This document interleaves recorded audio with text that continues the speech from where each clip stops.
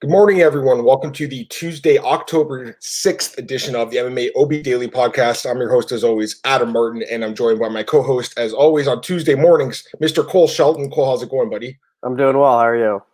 Cole, I'm doing well, man. It's going to be a busy week, not even just with MMA. I mean, MMA is going to obviously be busy. We have UFC Saturday. We have Bellator Paris on Saturday, which is pretty good too, but free agency with hockey. Me and you are big hockey nuts, so we're Canadian, obviously. We have to love hockey, so it's going to be crazy. Draft today, free agency. You got the NFL going on right now, baseball playoffs, NBA finals. Man, it's a good time to be a sports fan. I'll say that, Cole. Having said that, in a couple of weeks from now, I have no idea what's going to happen. I mean, we'll have UFC still, but the other stuff, who knows, right?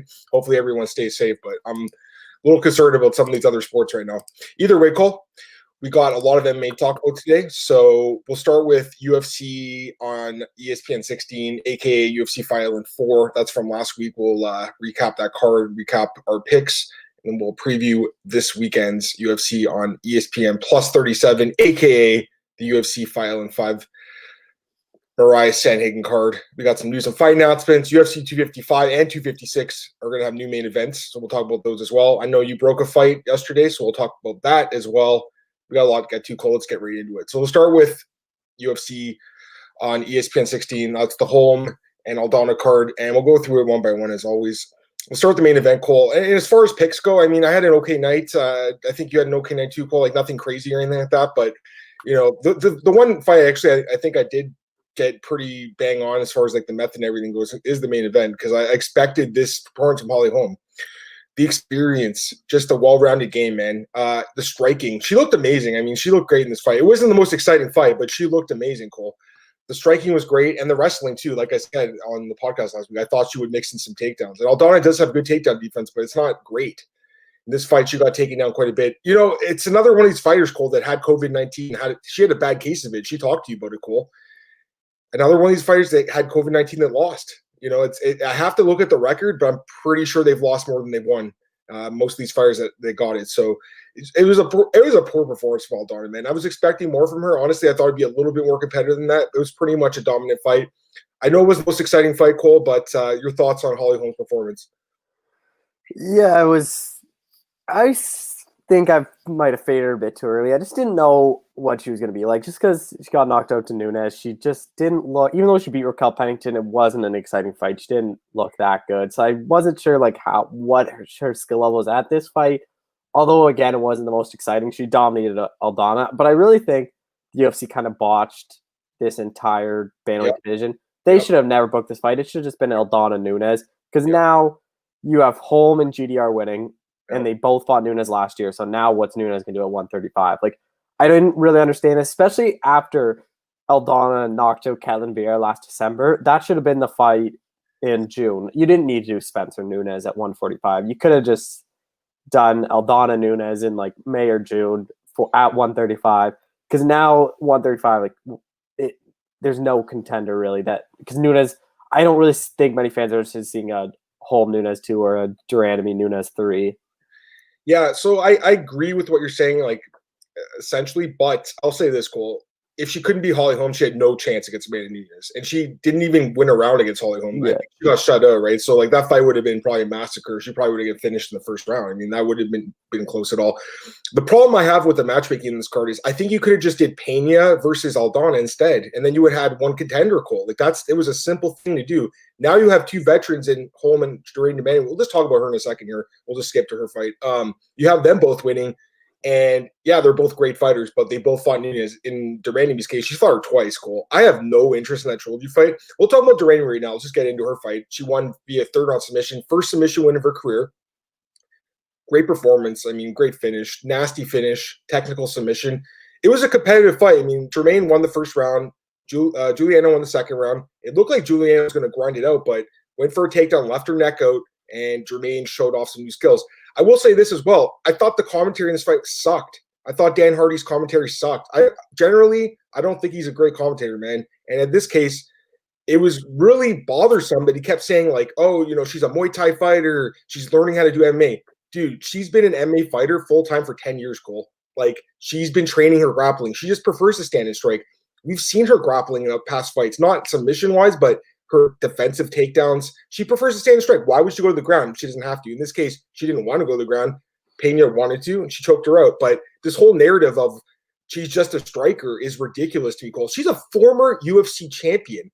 So the commentary in this fight was just mind-boggling to me. I mean, I don't want to hate on Dan Hardy too much, but honestly, Cole, I'm not a huge fan of his commentary. I don't love Dominic Cruz either. I think Paul Felder's really good.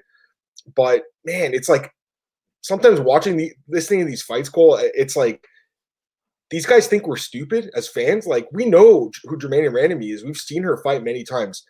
To call her just a striker, I think is such a disservice to her as a fighter, man. You know, she's a former champion.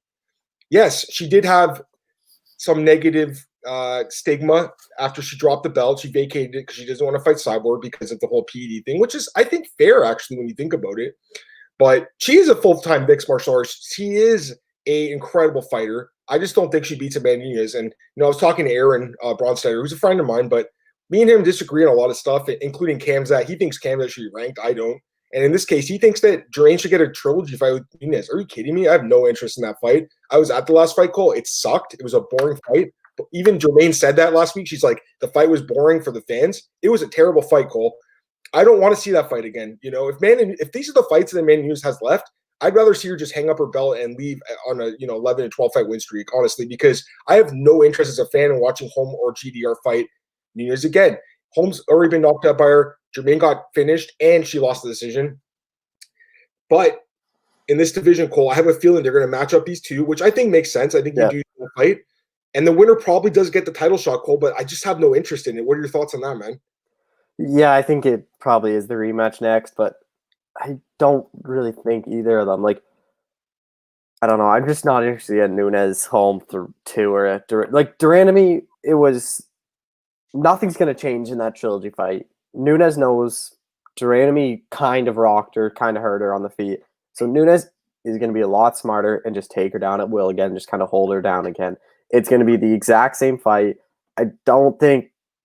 And then Holm is going to try to outstrike Nunes, which you're not going to do. Nunes is going to take her down and knock her out again. I just don't see a path victory for either girl against Nunes. Yeah, I'm with you completely on that. So I do think that's the fight that they're going to make next. And to be honest, I think it's a fight that we do need to see again because the first fight, I'm not sure if you remember too well, Cole, but super controversial.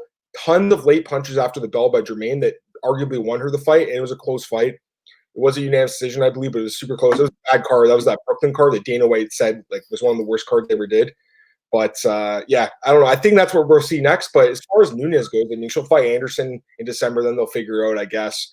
It seems like people forgot that fight's happening, although, you look at the betting line, Cole, and I don't think that fight's going to last very long. Anyways, yeah, so we got through these two fights. But, I was really impressed by Germaine's finish, though. I got to be honest, Cole. Like, seeing her get a submission was shocking. Number was plus 2,300, by the way, so I don't think anyone took that. If anyone took that, you're a liar. Come on. No one bet her under by submission. Anyways, let's going through the rest of the card here. Carlos Felipe, Yorgan de Castro. This has to be one of the worst co-main events. Like, whose idea was this to put as the co-main event, Cole? I mean, you and you were going back and forth for like, why is this the co-main event? Again, I think it's such a disservice to Germaine. I know the UFC doesn't really like Germaine or Randamie that much. You could tell by the card placement here. That fight should have been the co-main, Cole. This Felipe guy, he talks a lot of smack. I'm not impressed by his performance. No. This guy's not that good at all. I'm fading both of them in that fight. Yorgan de Castro, I like Yorgan. He seems like a really nice guy. I think he works at like a school or something. Yeah, he does. Cool dude, right? Like, seems like a nice guy, but Cole, he's not that good, man, honestly. Like, he has some power for one round, and then after that, he's just a sitting duck. No cardio. He's not really in great shape. I don't know, Cole. I'm a little disappointed by this guy because he looked so good in that Fight in the Contender Series, and since coming to the UFC, he did have that win over Tafa, which was nice. Since then, Greg Hardy picks him apart, and now Felipe picks him apart. And again, I don't think Felipe is that great.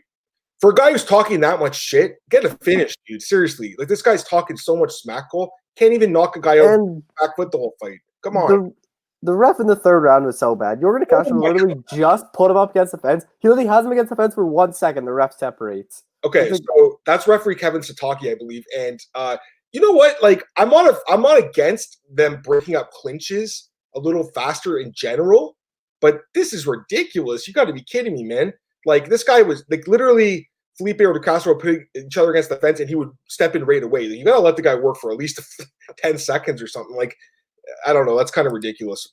anyways, next fight, Kyler Phillips defeats Cameron Ellis via TKO, and Dusko Toto Rhodes defeats Daquan Townsend via TKO. 2 mismatches, Cole.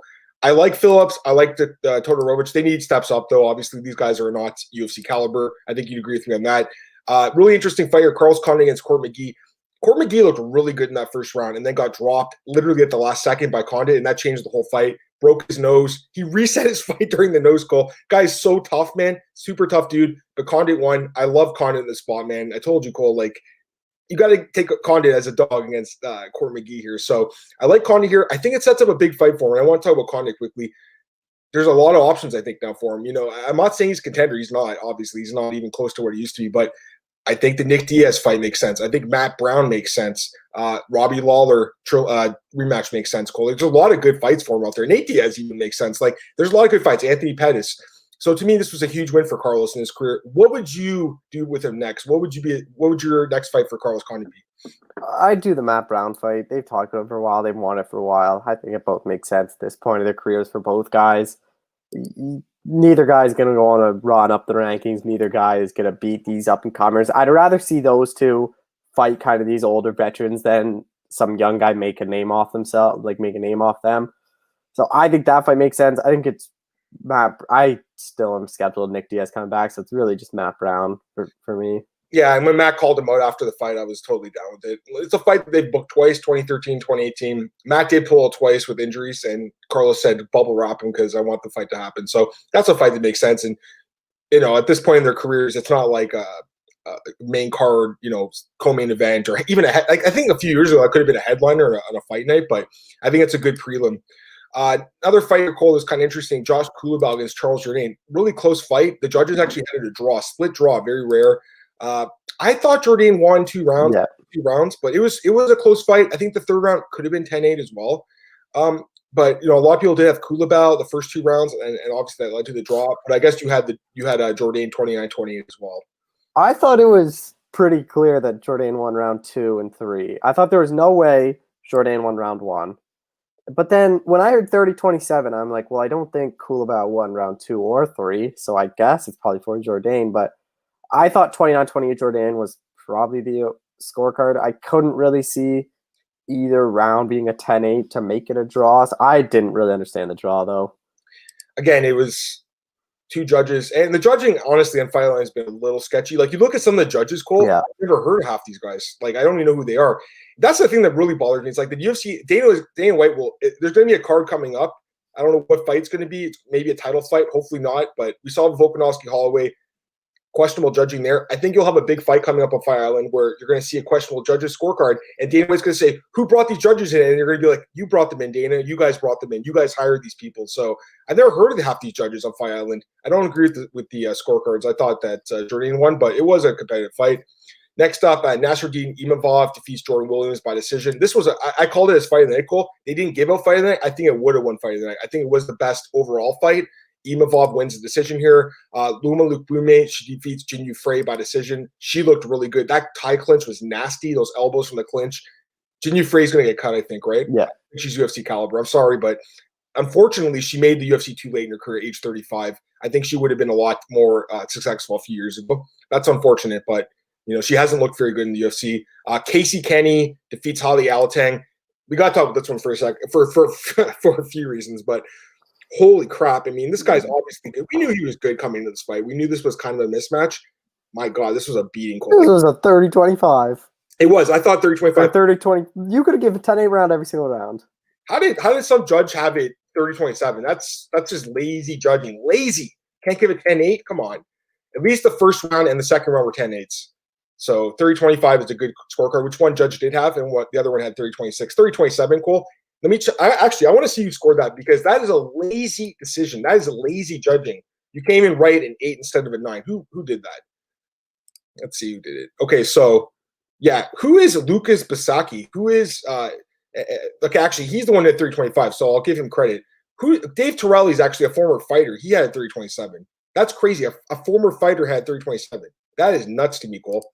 The other guy, Clemens Werner, I don't know who he is either. I mean, these are judges that are kind of random, right? European judges, to be fair. But again, you know, if you're going to have a bad decision, and it'll happen soon, Cole, Dana White's going to complain about it. He's going to say, why did the commission hire these guys? You guys hired them. Anyways, Kenny's amazing. This guy's incredible, Cole. Now, report broke yesterday. Karen Bryant reported that he's fighting Nathaniel Wood at UFC 254, and Marcel tweeted it, and Marcel got a ton of retweets. Everyone's talking about it, and all of a sudden, Nathaniel Wood goes on Twitter. He's like, "I haven't heard about this fight at all." And then I know you talked to both guys. Was this some bad reporting, or what happened, Cole? As I talked to Kenny's manager, and he said the UFC hasn't even offered it yet. They don't even know where it's coming from. Then I talked to Brad Pickett, who's Nathaniel's coach, and then he's one of those guys like Eric Alvarez. He doesn't text; he sends voice memos as his text, and it's like this voice message. He goes, "Oh, mate, I haven't even heard of this. I'm just still in England. Hopefully, they figure this out soon because I got to fly out to Abu Dhabi, do all my testing for COVID. Like, it's got to be figured out sooner. I'm not going to be going, and Nathaniel's not going to be going." So the thing about this is, like, I know that UFC sometimes does this. They'll break a fight to the media just to get it out there to put pressure on the guys to sign it. But in this case, both guys didn't know, which is just bizarre. So I don't know if it was a case of really bad reporting or what happened. I know that this happens sometimes. I mean, I've broke news before that was wrong, turned out to be wrong. So I get it. It happens. But I'd like to see Karen Bryant take some accountability for it, Cole. I haven't seen her tweet once saying, my information was wrong. She just is ignoring people about it, which I think is, again, kind of lazy, to be honest with you. Karen, she's been around forever, and she's a good reporter, and she's been around a long time, and I respect her for what she does. But like, take some accountability. Seriously, like, you're a journalist. Take some accountability. If you're gonna report a fight that's false, at least have the decency to post a correction, Cole. I think you'd agree with me on that one, right, Cole? I know you would. You would be the first guy to be like, I got my information wrong, and I would do the same thing. Last fight in the card, Cole. It was Luigi Vendramini knocking out Justin Iuri. Wow, I mean, this was really surprising me. Guy hadn't fought in over 2 years. He had knee surgery twice. Looked good in this fight. I mean, this was obviously a fight that I didn't have a good read on because I thought Iuri would win. And Iuri actually, man, he looked really big for that division, but gets KO'd here, Cole. 1-3 record. He'll probably get cut. Vendramini saves his job. This guy's pretty good prospect. 24 years old, Cole. What do you think about him? Yeah, it's definitely interesting. It was a close fight. I was kind of just one where it was just a coin flip because neither guys fought for a while. But after that performance, like, I'm interested to see his next fight. Hopefully, he can make a quick turnaround, make up for some lost time. But he's someone to probably keep your eye out on. I just want to see him. Neither guy, I didn't really work too high on either guy. I'm a bit higher on Luigi now, so I'd want to see him a bit step up competition, see how he does. But I think Aerie is cut for sure, though. Yeah, I think so too. Let's say some comments here. Turn up MMA. What's up, Admin Call? I'll be listening, but as usual, I have a conference call at the same time every morning, man. What do you do for work, anyways, bro? He says, "Good luck with our bets, thanks, man." And that one from Marcus here. Poor fight IQ by Kuabel. Dropped Jordan, decided to grapple instead of strike. I hate when that happens, Cole. It's so frustrating to watch as a fan. It's like you drop a guy and then you go down and hug him to let him recover. Like, at least try to throw ground and pound. And this guy just, again, low fight IQ. It could be his last fight in the UFC. He might get another fight because it was a draw and not a loss, but I don't know. As far as Jordan goes, Cole, this guy's a little bit disappointing, right? Like, he hasn't really been as impressive as I had hoped after his TKO run, but it is what it is. Any last minute thoughts on this card, Cole, before we get to the next one? Yeah, don't start a freaking fight night card at 10:30 Eastern time. Dude, that's ridiculous. And me and you were messaging during the main event because I work Sunday mornings. I get up at like 8 o'clock. It's not like, I'm not saying that's super early, but when you're going to bed at 2 o'clock after the fight card, it's a little tiresome. I don't sleep that much anyways, but yeah, I think it's way too late. 10:30, you kidding me? It ended at about 1:30. That's just ridiculous. I know that they had a college football game, I get that, but come on. Anyways, all right, I think that's it for this card, and we'll go on this weekend's card, and we'll do UFC. I'll do Bellator on Thursday. I'll just do it by myself. We won't have time to do that today, and to be fair, we'll talk about this really quickly, Cole. Me and you have a bone to pick with Bellator, and I want you to explain why. Go ahead. Yeah, they're not on cable TV in Canada. I emailed them for, what did I do? I emailed them like 2 weeks ago. I asked them where I can watch it in Canada. No response. I followed up. No response. Then all of a sudden I tweet about how Bellator is not on cable, and a bunch of people retweet it. All of a sudden I get a random email about a week later telling me how I can watch it. So what did they say to you? It said it's only on DAZN in Canada. I got rid of DAZN like last year.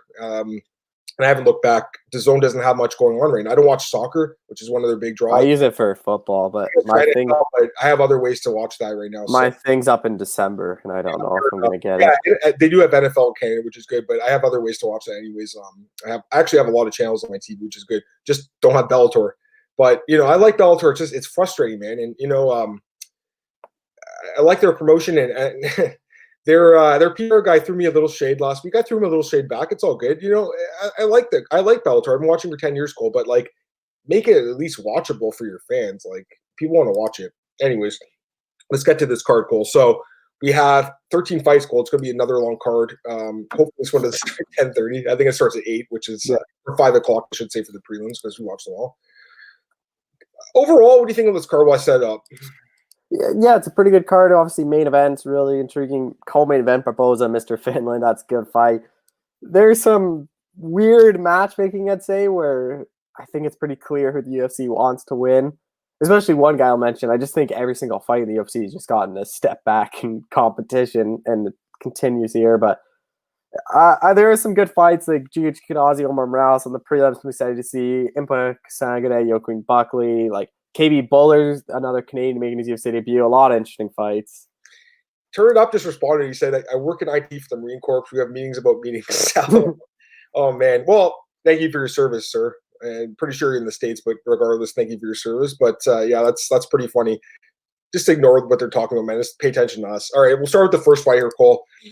A flyweight bout between prospect Tagir Ulanbekov against Bruno Silva. This fight could be really good, actually. I think it could be a fun one. Right now, Tagir is actually a big favorite, minus 390. Bruno Silva, plus 320.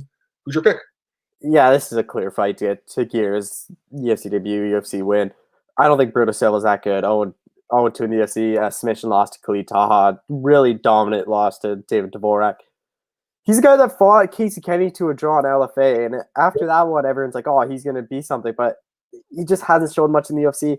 Tagir is Habib's teammate. They want him to get a win. He's looked really good in the Rush Pro. I think it's Gorilla Fighting Championship or something like that. His only loss is decision to Zalgaz Sumagulov, who's in the UFC. I expect Tagir to get a submission win. We've seen Bruno get submitted by Khalid Taha. I think Tagir is a lot better grappler than Khalid Taha. I think Tagir is going to probably have this fight first, second round by submission. Yeah, I think this is going to be a fun fight, to be honest with you. I think it's going to be two flyweights going at it and should be pretty exciting. I'm kind of leaning towards the fight going the distance, to be honest with you, Cole. This guy's first fight in the UFC. I'm not sure what to expect. I think Bulldog Bruno is kind of being a little bit overlooked here. I mean, he does have the 2 losses in the UFC, but, it's not a great loss, obviously. But the Dvorak loss, I think the fight was somewhat competitive. It wasn't like a massive blowout. And Dvorak is a really good fighter, so the fact that this guy also has a draw against Casey Kenny a couple years ago, Cole, makes me think we were overlooking him a little bit, but I can't pick him by any means. I want to take Tagir. From what I've seen of this guy, he's a really good prospect and well-rounded, but I think it's going to be a little bit more competitive than people are expecting. I do expect Tagir to win a decision here, though, so that'll be my pick. I don't love the odds for a UFC newcomer who's never fought in the octagon. I don't love minus 390, Cole, I'll be honest with you, but he should win this fight. It looks like a fight the UFC booked to get Tagir a UFC win in his debut. Next up, we have Tracy Cortez against Stephanie Egger in a women's 135-pound fight. Right now, we have Tracy Cortez as a minus 235 favorite. Stephanie Egger plus 195. And this is not Stephanie Egging, who used to fight Invicta. This is Stephanie Egger, a Swiss fighter. Who's your pick for this one, Cole?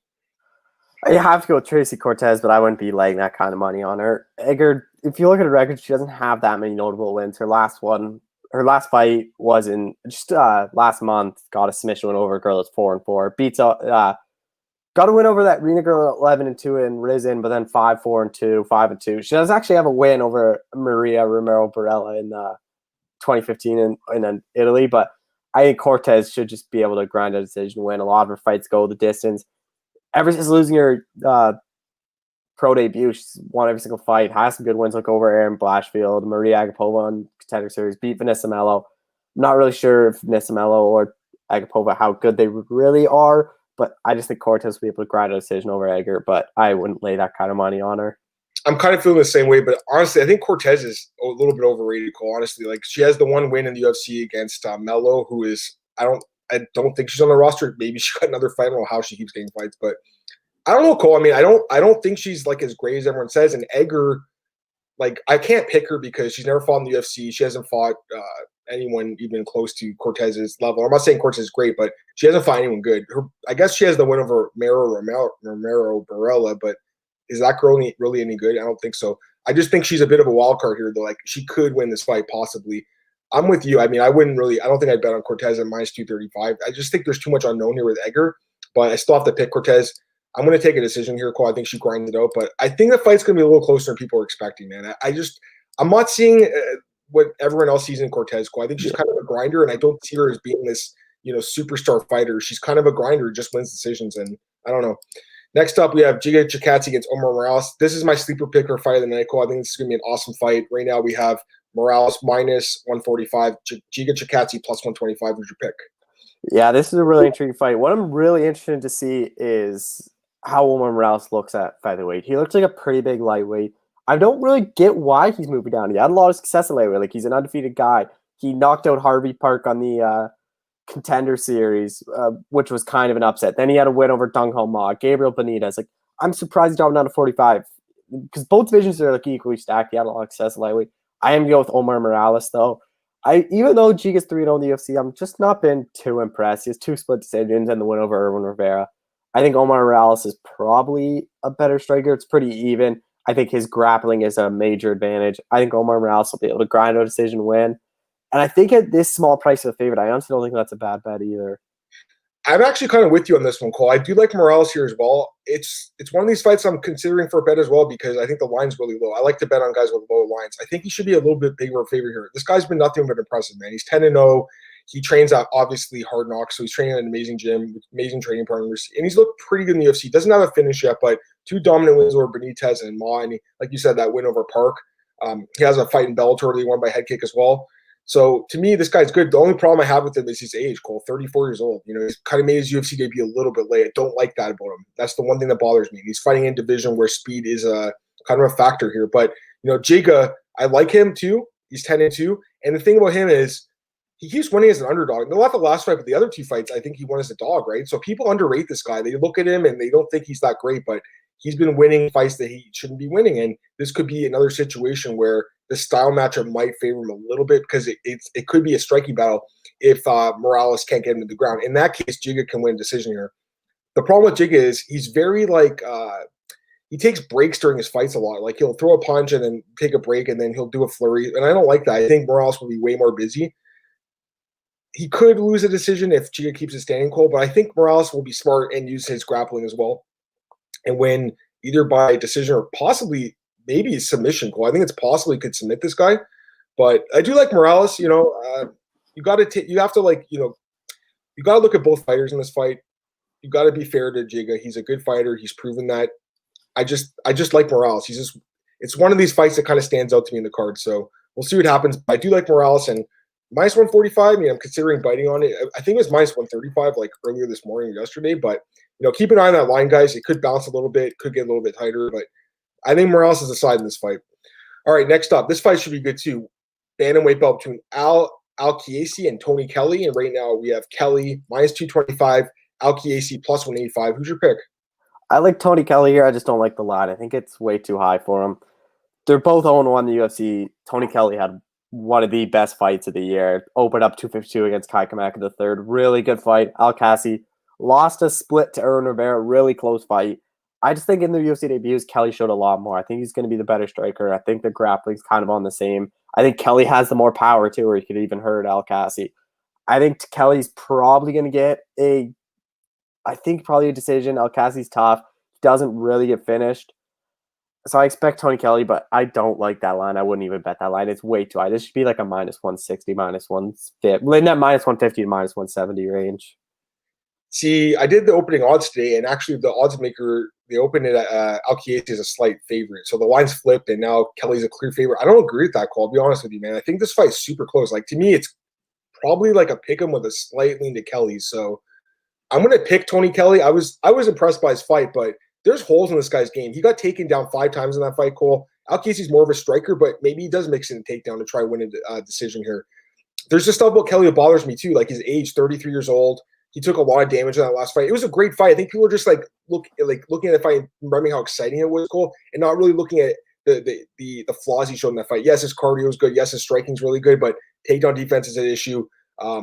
Inactivity is an issue at times too. So I don't know, Cole. Like I'm going to pick him here because Al Chiesi, it's not bad. I mean, he did have a decent performance against Rivera, split decision, super close fight. But I think Kelly's a little bit more. I'd say. I mean, you look at the fights. Cal Chiesi actually has more fights, but to me, Kelly's been in the game a little bit longer, and to me, the fight's going to be really close. But I'm thinking he's going to edge our decision, Cole. I'm not betting on this fight, guys. Minus 225, no thanks. I think at this point it's dog or pass. Yeah. Chiesi's a little bit underrated, I think, coming into this one. A little bit undervalued here.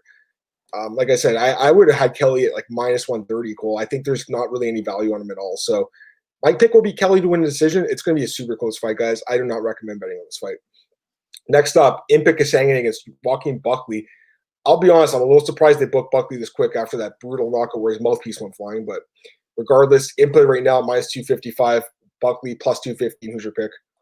I like Impa Kasanganay, but just like the last fight, I think the line's way too high.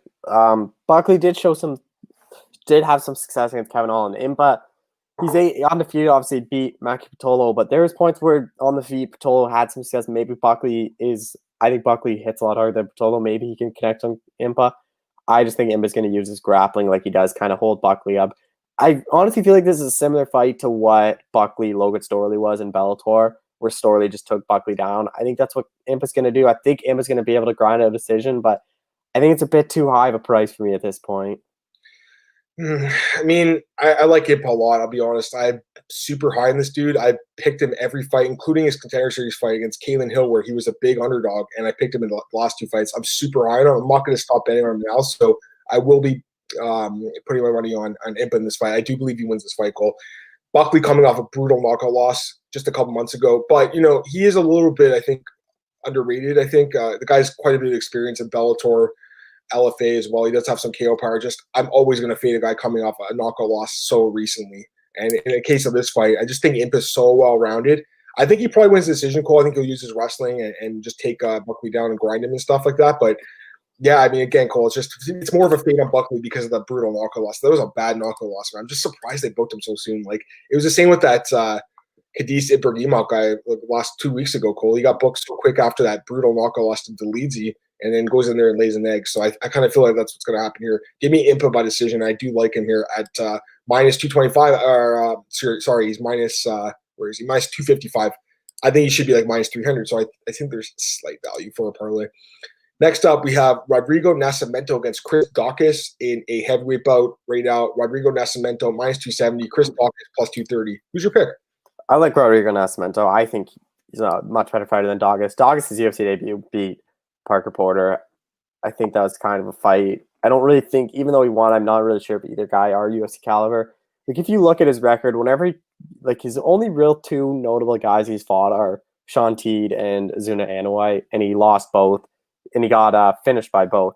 Other than that, his records are the guys he beat 2-1, 0-2, 8-7, 3-3, 2-1, 4-4. Like, he hasn't really fought that level of competition. I think Rodrigo Nascimento is a lot better. I expect him to take Daukaus down. I honestly think he can maybe even submit Daukaus. We've seen Daukaus get submitted before to Sean Teed. I think maybe he can get that submission win. If not, I think he's going to be able to control the fight on the ground and get a decision win. Yeah, I'm with you. I do favor Nascimento here, but I think Chris Daukaus is one of these guys, Cole, that he's super tough. He's a cop in Philadelphia. He's super tough. We saw that in the last fight. If Nascimento cannot get him out there in the first, maybe second round, this guy might come back and win late in the fight by TKO. I could definitely see that happening. Yeah. So I'm not going to bet on this fight because I think that there's a very good chance of that happening. I do favor Nascimento, though. He is a really good prospect. His ground game is great. He trains at ATT. I think he'll take down Daukaus and submit him. But like I'm saying, Cole, just in my head, I'm playing it out.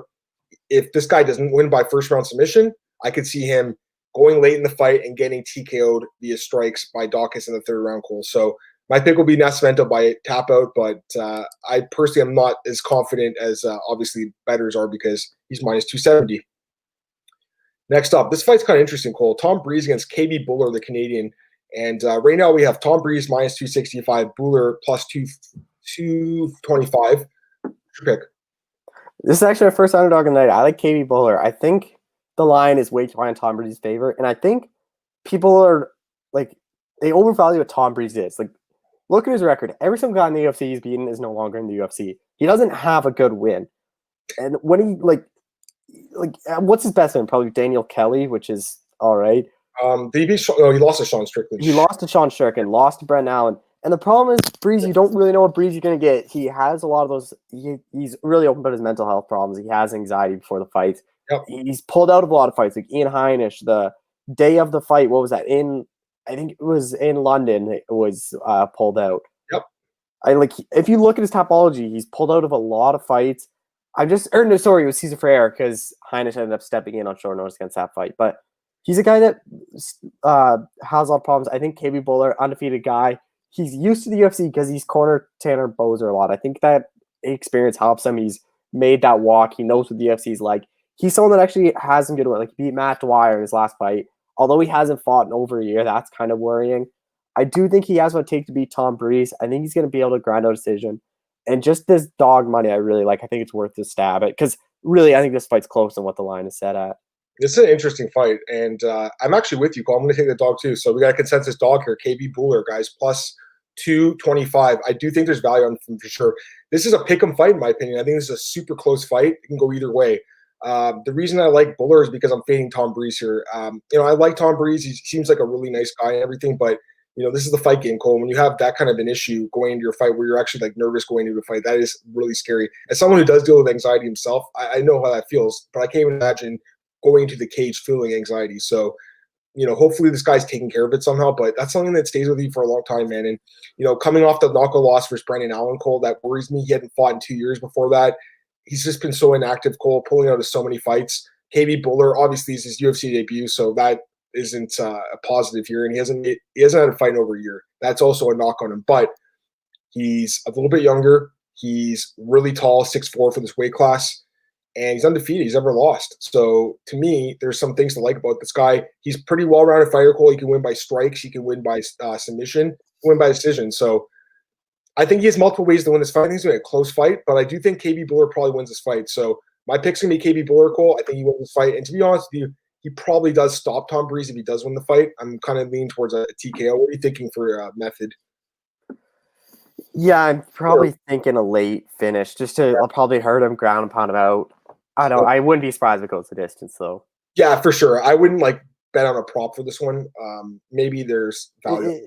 Buller's just worth straight up at this price, too. Yeah, I don't think you have to go prop hunting on him. You're right. So give me KB Buller here, plus 225. We have a consensus dog. All right, I think that's it for the prelims. Yep. So main card, Yusuf Salah against Ilya Topuria. This is a good fight, too. This could be a sleeper fight of the night. Right now we have Salah minus 185, Topuria plus 160. Who's your pick? I like Yusuf Salah all day here. I just am really high on him. He's already 3-0 this year in the UFC. Wins over Austin Lingo, Jordan Griffin, Peter Barrett. I think he probably should have finished that Peter Barrett fight. The big question to me is, does Salah finally get that finish? He's someone that is really frustrated when he doesn't get the finish. 3 straight decision wins. That Barrett one, he had Barrett hurt. I'm kind of worried what Perez is going to be like. He's 23, so he's obviously really young, but he's taking this fight on short notice. He's an undefeated guy. And if you look, he finishes a lot of his fights in the first round. So my big concern is, what's that going to look like when he gets to that second and third round? He's never been there. I think it's going to be interesting if Salah can start to grind him out, bring him into that third round, and maybe Salah finishes him late. But I like Yusuf Salah either way. Yeah, I like Salah too. I mean, you can't bet against him, obviously, because he's looked incredible in the UFC. 3 wins in 2020 alone. This guy is a good fighter, man. Good prospect. Trains at a good camp, and he's been impressive, man. He's on a 4-fight win streak right now, but he has lost a few times, Cole. And also, I don't like the fact he hasn't finished a fight. I'd like to see him get a finish in the UFC. But I have to pick him here. Topuria, his UFC debut, at pretty short notice, I think. Yeah. He's filling in for Sung Woo Choi, who got injured. That would I didn't understand that fight. That would have been, I think, a really easy fight for Salah, but arguably even easier because I think this guy does have some characteristics that could lead to an upset because he's undefeated. He's really young. He's only 23 years old. Salah's also young, 24. But this guy does have a good ground game. Maybe if he gets to the ground, he could possibly pull it off. I don't think so, though. I'm going to take Salah here.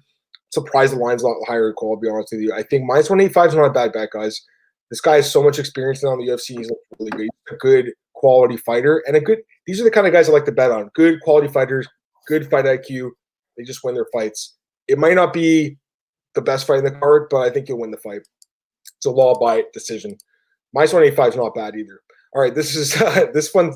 Oh man, the line on this one. Wow. Tom Aspinall against Alan Baudot. Aspinall -465.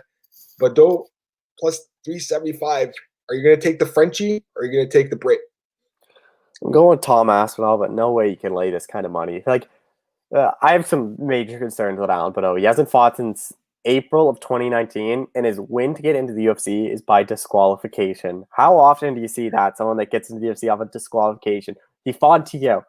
Look at who his last loss was to. It was to Dalcha, and he got knocked out in 26 seconds. I don't think Dalcha's that good. So if you lose in 26 seconds to him, I think Tom Aspinall is going to be able to knock you out. Baudot's also moving up to heavyweight, which kind of makes this more interesting because I think Aspinall's going to be a lot bigger. I think he's going to pack the more punch. I expect Aspinall to knock Baudot out, but no way you can lay that kind of money on Tom Aspinall.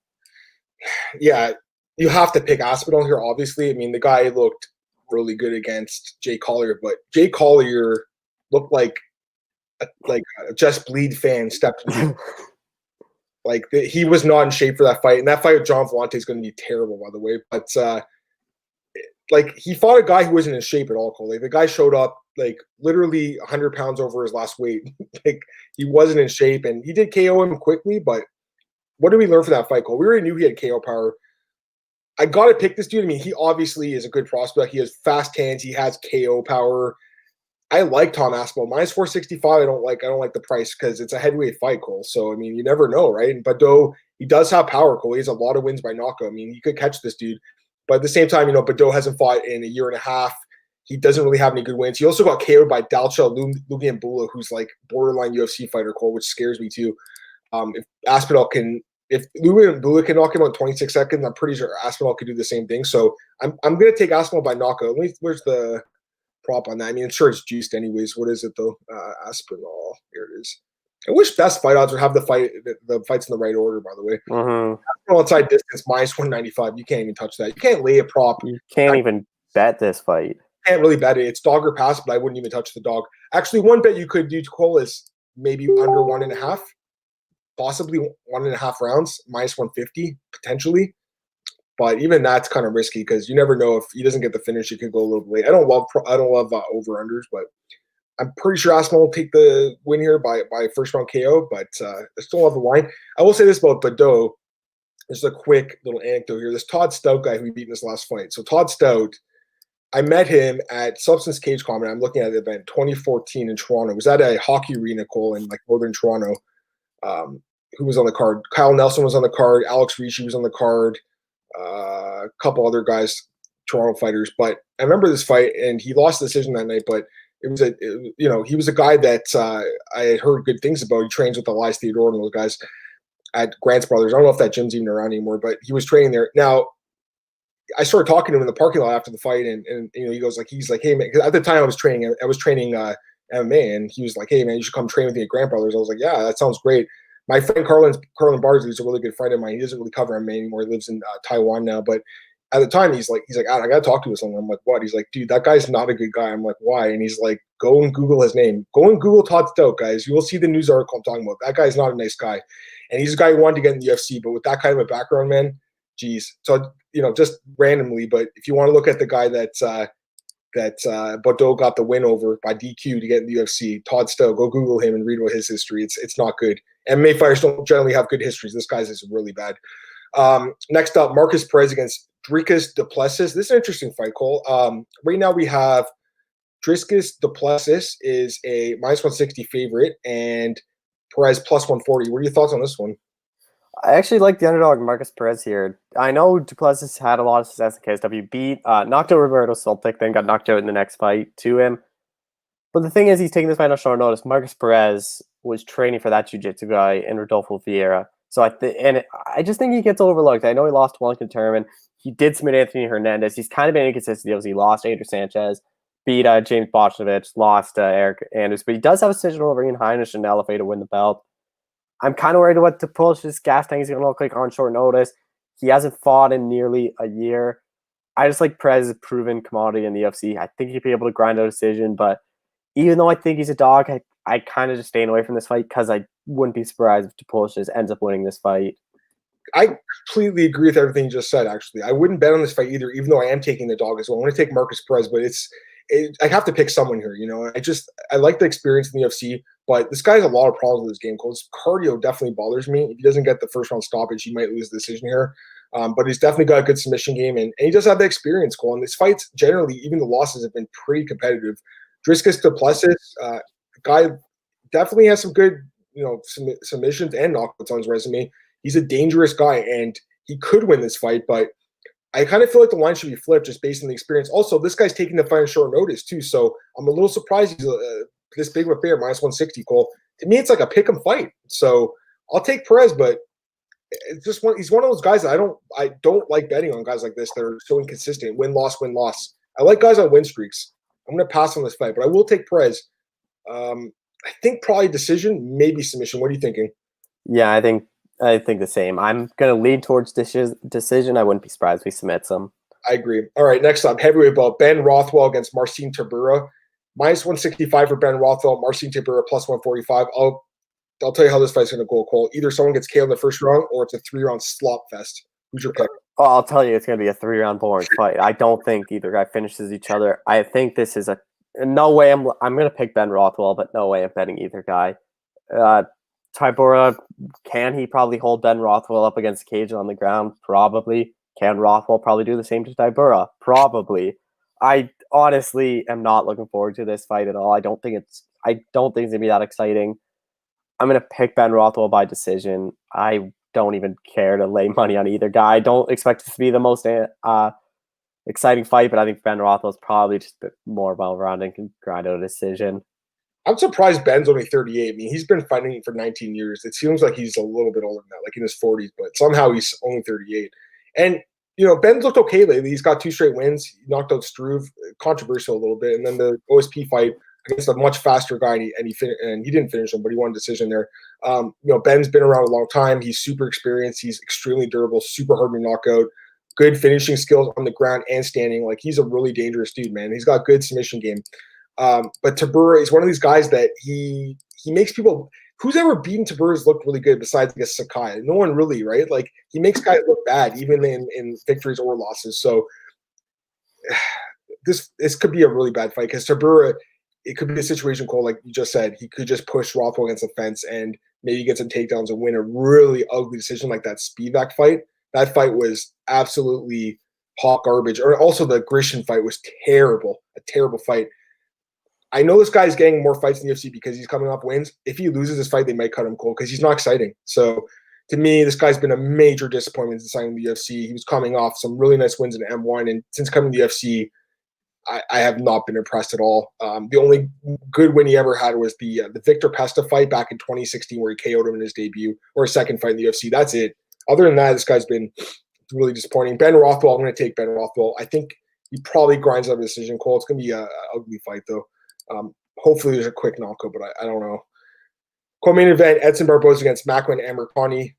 Right now, Barboza minus 260, Makwan plus 220. Who's your pick? I don't get why I see so many like handicappers on Makwan Amirkhani. I don't really see a path to victory for him. I know everyone's saying, "Oh, Amirkhani's going to submit Edson Barboza."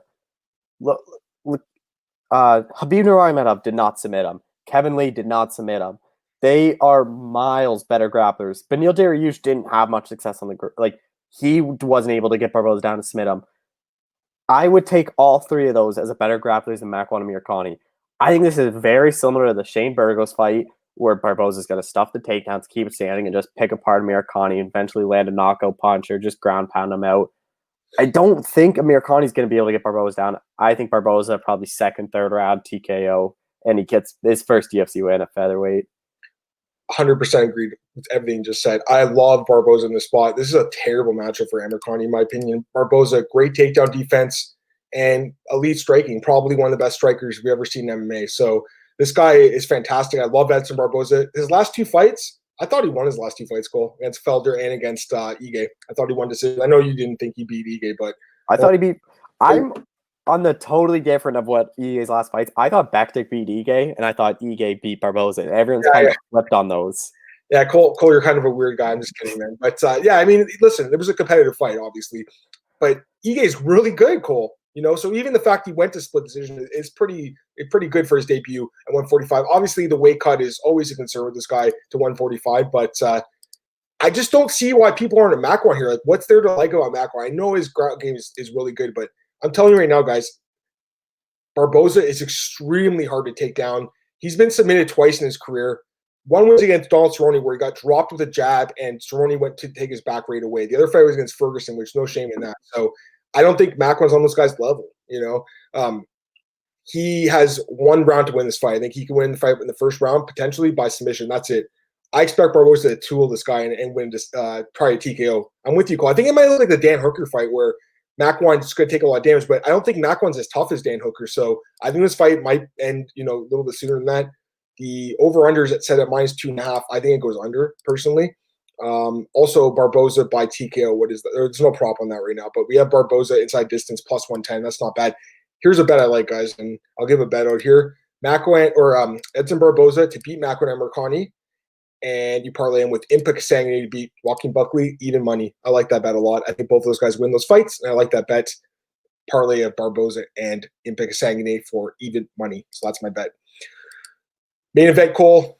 And, this is a great fight. I love this matchup. Marlon Moraes against Cory Sandhagen. Right now we have Cory Sandhagen -135, Moraes +115. Moraes open as a slight favorite. Line's flipped. It's going to keep, I think, being close up until fight day. Expect a really close line. Could actually end it like a pick-em, Cole. I think it's that close of a fight personally, but I know you have a strong leaner. Who's your pick in this one? I already have a bet on it. I beat the line. You're picking Cory Sandhagen, obviously. I'm picking Marlon Moraes. I got Marlon Moraes. I got Marlon Moraes at +130. I'm pretty happy with that line. I don't think you're going to get any better than that. I don't like this matchup for Cory Sandhagen. The last time Sandhagen fought someone like a Marlon Moraes was John Lineker, and it was a very close fight. Moraes hits harder than Lineker. He's a better striker than Lineker. I think he's a better grappler. The only thing, I think Moraes is a better grappler than Sandhagen. I think he's probably better. He hits harder. I think the only thing Sandhagen has is, is the reach. And you could say the gas tank because Moraes gassed out against Cejudo, but I think that was more the body shots that Cejudo landed that kind of gassed him out. But Sandhagen's never gone 5 rounds. So that's a big concern. I think Marlon Moraes is going to finish Cory Sandhagen. I think he's going to drop him in either similar to the Assunção fight, not in the first round, but it's either going to be a drop him and jump on and choke and submit him, or it's just going to be a drop him and finish him off by a ground and pound. I like Marlon Moraes here. I think at plus money, I think it's a great bet because I think it's probably going to become a pick and by fight night. I mean, it's interesting, Cole, because I actually thought you'd be on Sandhagen here, to be honest with you. Because when I talked to you last night, I don't like asking Cole who he's going to pick, but I just said, what are you thinking? And he said, I have a strong lean towards one guy. I assumed it was Sandhagen. This fight to me is super close. I am not going to bet on this fight because I think it's super close. I will say this. I do think Marlon should actually be favored. I think the odds are actually flipped the wrong way. And again, they opened with Marlon as a slight favorite. So I think the betting action is kind of disrespecting Marlon a little bit here, Cole. I mean, this guy's always in fights where he's winning. And a lot of the times he's a dog in these fights, Cole. And he's so good. He's number one contender. He's so dangerous, striking, ground game, everything. The problem with Marlon Moraes is cardio is not good, Cole. And it's a 5-round fight, and that bothers me. So I think Sandhagen has the better cardio. If Sandhagen can survive the first two rounds, I think he can win a decision here. So that's kind of how I'm leaning, a little bit Sandhagen by decision. But, man, I am not touching this fight. And, honestly, I was kind of leaning towards Moraes until I looked into it a little bit more. So I could be overthinking this one. And I'll keep looking at this one. Maybe I'll change my mind. I doubt it, though. I never really do. Sandhagen by decision, but I'm not touching it. And, Cole obviously is a strong lean on that. I'll take Kenshiro's comments. We only have 5 minutes left. And sure, I picked Marlon too. Sandhagen's weak. Yeah, the last fight was so bad. I was so disappointed with that fight. And I think we were both on Sandhagen there. You were too, right? And against Aljo? Yeah. Kenshiro said it's done deal. Darren's paying $5K to corner Mike Perry first baller. Yeah, I just saw Ibrahim Kawa just tweet that, which is awesome. It's so weird, but it's so cool, man. It's so funny. Paying $5K. Mike Perry put a tweet out the other saying, whoever pays you the most is going to be my corner. And I think Josh Thompson was the one on his weighing in podcast said that, so that's kind of cool. Let's see your straight wager. Good luck on your parlay. Show money. Main event. Not to go distance. Tempting. Yeah, I mean it's 5 rounds, right? So definitely could go on under the distance. We also got a negative comment here. Whatever, man. You want to be a hater, bro? Go ahead. I don't really care, man. I'm living a great life, dude. So whatever you want to say. Let's see here. I got some just a quick news, Cole. We don't have much time to talk about this, Cole. Let's talk about quickly the main event of UFC 256. It is now not going to be Kamaru Usman against Gilbert Burns. That fight's not happening. So Gilbert might still stay on the card. He's talking now saying he might fight Leon. I don't think that's going to happen. I think they're just going to do Francis versus Stipe, Cole. I think that makes a lot of sense. They have to get that fight out of the way and get that division moving. So what are your thoughts on that? Again, we don't have much time to talk about this stuff, but what are your thoughts on that? Yeah, I think it's Stipe Francis too. And what's kind of interesting, I don't know if you saw, Sterling was tweeting at Yan saying, "Oh, let's do it that day." And Yan responded, said, "Look, the holdup's not on me. The UFC has different plans." And when I talked to Marlon Moraes, he kind of, like, he wouldn't say for sure, but he's like, "Look, people forget your last performance. I win over Sterling. If I go out there and finish Sandhagen, I'm fighting for the belt." So I wonder if the UFC is waiting till this Saturday night to figure out what they're going to do with bantamweight. Yeah, I'm kind of with you on that. Khamzat Chimaev still doesn't have a fight. Stephen Thompson, all these guys. Yeah, he doesn't deserve Thompson. Not at all. He doesn't deserve a top 10, arguably top 10 or 15 guy. I mean, Neil Magny's out here calling him out. He's ranked number 10. That's the fight to make, Cole. I think it's pretty rude of this guy just to kind of, keep ignoring what Magny's saying. And same with Ali. Ali just ignores Neil Magny. Now Alex Cowboy Oliveira's calling him out. That fight makes sense too. This guy does not deserve the ranked opponent in the top 5. Not even close. Neil Magny at number 10 is more than he can ask for. That's the fight to make, Cole.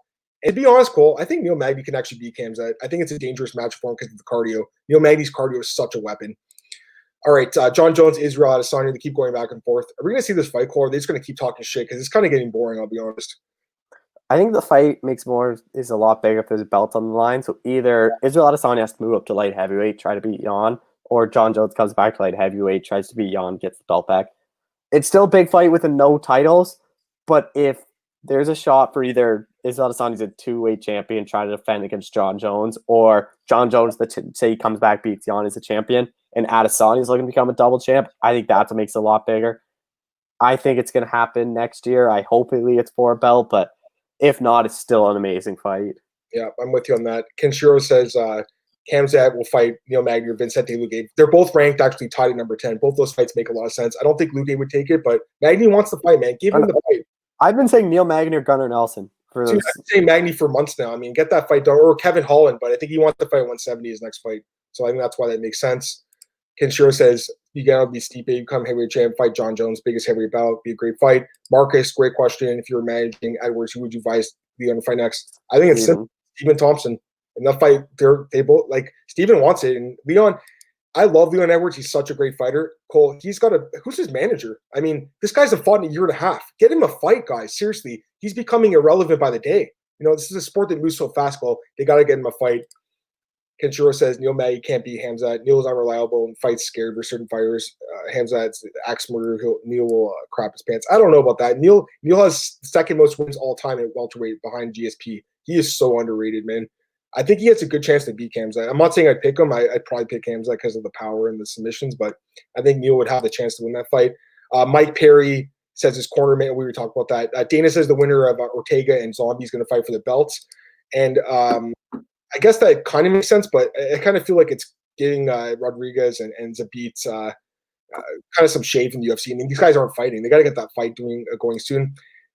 Really quick, Cole, we literally got a minute left. Give me your thoughts on the switcheroo at 255. We got Figueiredo now taking on Alex Perez and Moreno taking on Royval, a fight that you broke. Really quick, Cole. Give me your thoughts on that. I actually like both these fights better than what they originally were. I think Royval and Moreno is a great fight. I think Perez probably should have been fighting the belt. I did like Garvin going down to 125. I thought he's going to get knocked out anyway, so it's obviously not as good for the UFC, though, because it's not that good of a main event for a pay-per-view. Yeah. Claudio Silva's taking on James Krause. That's a short notice fight. And here's another one you broke, Cole, and you've been killing it, man, so good job, kid. Alex Hernandez against Chris Gruetzemacher. Kind of bizarre matching a little bit. I know that's exactly what you told me. You're kind of weird. Grits is a decent fighter. He hasn't fought forever. I think his last one, Joe Lozon, right? Wasn't it? So forever ago. You got to like Hernandez. I think he'll be a big favorite there. Yeah, I think it's to get Hernandez back in the win column. The UFC likes him. I agree. And Couture says Zombie deserves a title fight after he assault and batter weak Brian Ortega. That'd be so messed up if Brian Ortega came in here after a 2-year layoff, beats Zombie, and then gets a title shot over guys like Calvin Kattar and Zabit who've been winning fights all the time. That's it for the show, guys. Really appreciate it. Cole, plug your stuff. We'll get out of here. Yeah, the show's Marlon Moraes, Tim Johnson, Giga, Yusuf Salal. Also talk Czech Congo, and then fighter picks for Moraes Sandhagen. Guys, follow Cole on Twitter, man, and follow his podcast too. I mean, Cole's killing it, man. He's getting so many interviews. Cole is one of the most underrated reporters in the game right now. So seriously, follow this guy. He's killing it.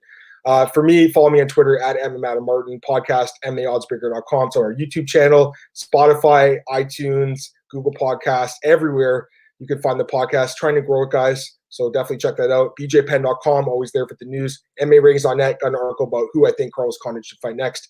Thanks, everyone, for tuning in. I'll be back Tuesday, 10 a.m. to talk about some more MMA. Bye.